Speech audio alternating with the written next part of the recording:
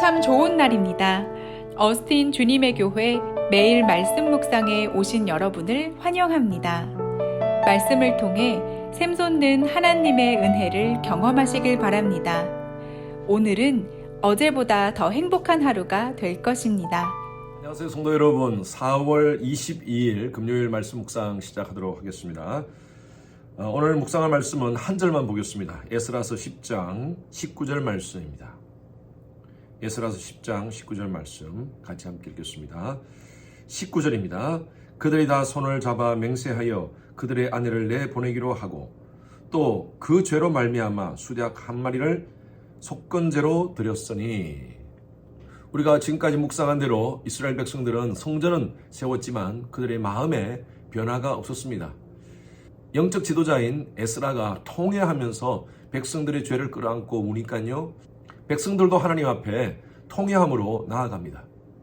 구체적으로 그들이 잘못한 것을 하나님 앞에 내어놓고 결단을 합니다.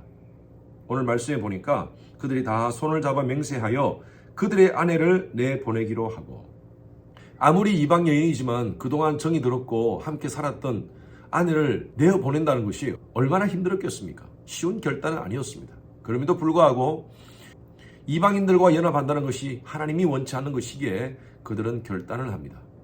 우리가 보통 회개한다라는 것은 눈물 몇 방울 흘리고 또 내 마음에 슬픈 마음을 가지고 하는 그런 감정으로 끝나는 것이 아닙니다.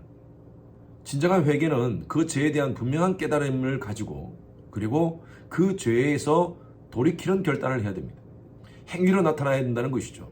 어떤 결단이 없는 회개는 진정한 회개가 아닙니다. 저와 여러분들이 누굽니까? 저와 여러분들은요, 예수의 보혈로 구속받은 하나님의 자녀입니다. 하나님의 자녀로서의 정체성을 가지고 우리는 이 땅 가운데 살아가야 합니다. 하나님의 백성의 가장 중요한 정체성이 뭐냐면요, 거룩한 백성입니다. 베드로전서 2장 9절 말씀에 너희는 택한 족속이요 왕같은 제사장이요 하나님 나라의 소유된 백성이다. 하나님께 소유된 백성으로서 우리는 거룩을 유지해야 됩니다. 이러한 거룩을 유지하기 위해서 이스라엘 백성들은 자신들의 정체성을 회복하기 위해서 엄청난 결단을 하는 것입니다.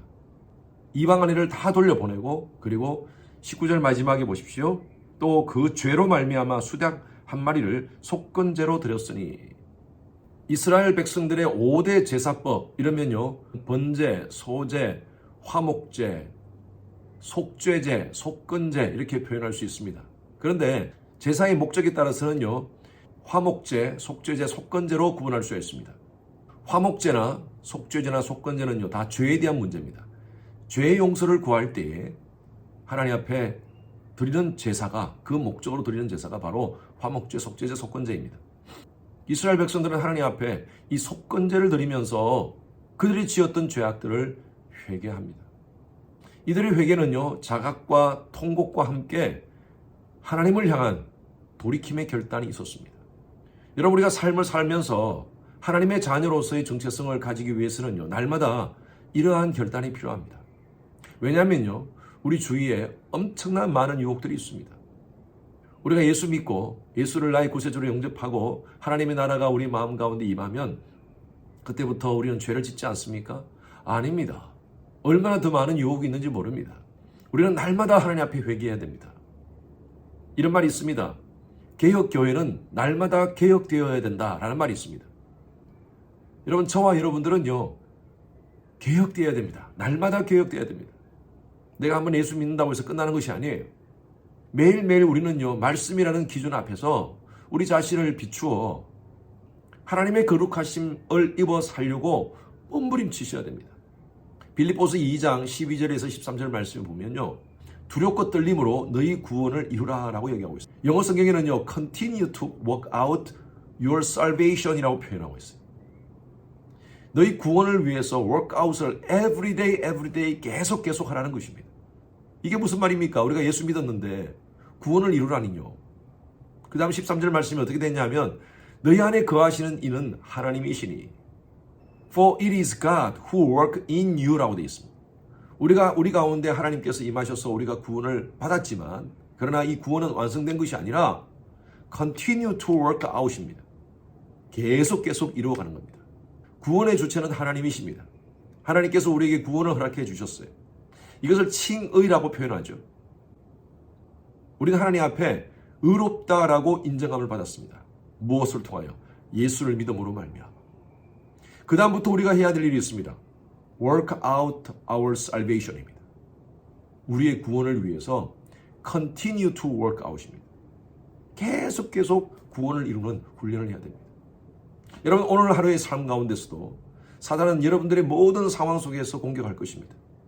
사도 바울의 고백과 같이 오라 나는 곤고한 자로다 누가 이 사망의 몸에서 나를 건져내랴.